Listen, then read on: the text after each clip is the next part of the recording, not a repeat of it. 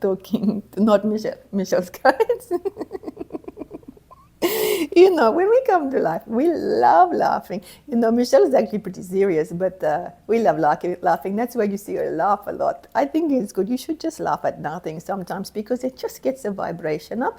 But not everybody wants to do that because some people are juggling all the balls, and you have to have great respect for those ones. So I am having a look at the young Phil's chakras from 10 years ago. Not 10 years, Phil, from 2011.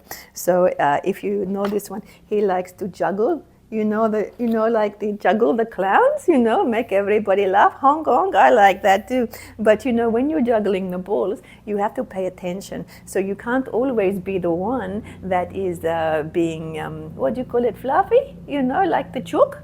The chook runs around everywhere. But when you're juggling the ball, you have to be still to hold the energy. So when I look at Phil's chart, there was not a lot of room for movement at this point in life. So this is what happens when the chakras are large and intense. So sometimes when people come in, and this is also a bit of a pattern that's happening with a lot of the people that we're seeing at the moment. This is from a while ago. I know your other one looks different, Phil. So you're seeing lots of large chakras overlapped of each other. So it's difficult to see everything that's going on because there's a lot of moving parts. But just like a watch, that to going in and out, you need to have all the moving parts to make them more light. So for you, Phil, do you have a question about your reading? It's interesting, the yellow chakra is sitting over the green one. Yes. What would you say about that? Well, I think we mentioned that before. It's like being eclipsed, isn't it? So when you look at something like this, the green is always the heart. So how we live, how you think people are being, I don't know, soft or kind or whatever. By the way, the heart is a very strong, powerful organ. So it's never, it has a lot of momentum to it because air can also push everything out and pull everything in. If you think of a vacuum, all you're really doing with air, isn't it? You can either push it out or you can pull it in. What a force. I love that thing. Suck, suck, suck all the air out, doesn't it? So that can be a bit like this chakra. When you have the yellow, which is your jobs and your responsibilities and the things that you have a task you have assigned to yourself, sometimes it can over eclipse. I don't think you can over eclipse, Phil, but you eclipse something. So this one is going over the other one. So it's a bit like in the shadow. So you would see a shadow in the heart. So it doesn't mean that the heart is not there. It doesn't mean that the love isn't there.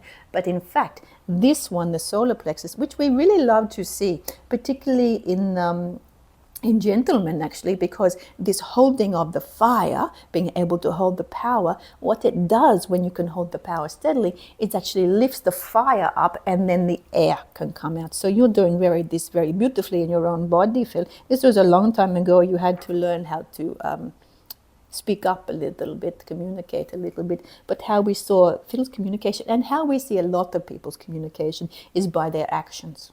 Okay, so when you look at actions, you can really tell what the person is about. So for some people in life, we listen to, the TV and all of those things a lot, and we're listening to words. But you have to look at the actions behind the person. So as you come into your spiritual work, as you're doing, very exciting to have you here with us on the channel, one of the most important things you can do, and I would take it small because I would say this is actually little bit difficult on your planet, make your words and your actions the same. So if you're going to say, I'm going to do this, and then you change your mind and don't do it, this causes a little bit of disconnection in the body. So for this one, we really want to tell yourself what you're going to do, and then do it, and then, tick it off.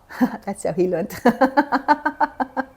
Because it takes a while, not a natural. So sometimes we naturally want to be open-hearted, we want to do the work, we see the vision, but I don't want to say. So even in this life, I would say, Phil, who sits behind the camera, he does most of the work. Michelle just walks around and goes, oh, okay, that's not true. But we like to be funny. So what happens is he doesn't want to be at the front. Why don't you want to be at the front? Because he's holding your energy here. So in your household, what we would suggest is honor the people that hold the energy for you, that do the work. So if you have someone in your life that is doing working for your greater good so you can be free, that's a powerful person. Give them a hug today.